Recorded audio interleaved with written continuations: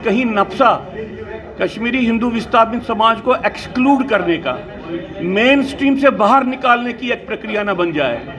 जिस तरह से नाफसा को कश्मीरी हिंदू विस्थापित समाज पे इम्प्लीमेंट करने का प्रयत्न किया जा रहा है, ख़ास तौर से जो सबसे गरीब तबका है कश्मीरी हिंदू विस्थापित समाज का, उस पर इम्प्लीमेंट करने का प्रयत्न किया जा रहा है। तो उसके बारे में हमने प्रधानमंत्री से अनुरोध किया है कि उनको नाफसा को एक डिनायल ऑफ जीनोसाइड का एक इंस्ट्रूमेंट नहीं बनने देना चाहिए। जिस तरह से नाफसा को कश्मीरी हिंदू विस्थापित समाज पे इम्प्लीमेंट करने का प्रयत्न किया जा रहा है, ख़ास तौर से जो सबसे गरीब तबका है कश्मीरी हिंदू विस्थापित समाज का, उस पर इम्प्लीमेंट करने का प्रयत्न किया जा रहा है। तो उसके बारे में हमने प्रधानमंत्री से अनुरोध किया है कि उनको नाफसा को एक डिनायल ऑफ जीनोसाइड का एक इंस्ट्रूमेंट नहीं बनने देना चाहिए।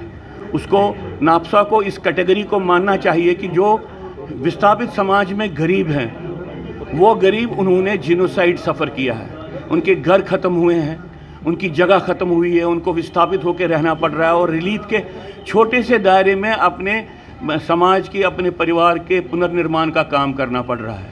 इसलिए अगर आप सिर्फ बिलो पॉवर्टी लाइन क्राइटेरिया उन पे लगाएं तो आप इस सारी सर्वाइवल प्रोसेस को ऑब्स्ट्रक्ट करेंगे। इसलिए बहुत ज़रूरी है प्रधानमंत्री को यह समझना कि इसके बारे में एक अलग संवेदनशीलता का प्रयोग करना है और उस संवेदनशीलता के तहत सिर्फ जो भी रिलीफ ले रहा है, जो तथ्य हैं, वो अपने आप में एक यार्ड स्टिक होना चाहिए जिसके आधार पर नफसा उनको एक्सटेंड हो जाए।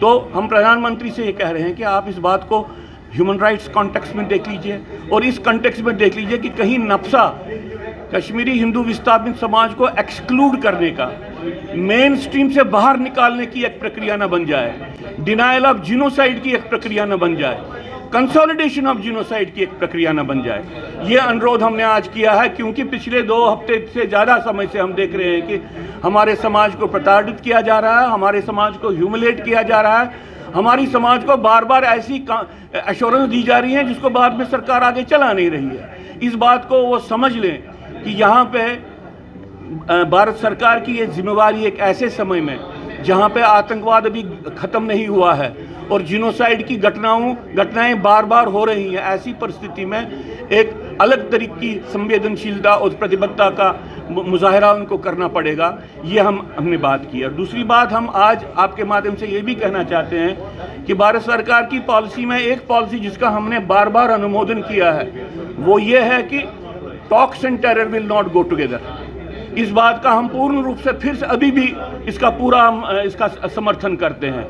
पाकिस्तान अंतर्राष्ट्रीय आतंकवाद का एक एपिसेंटर है।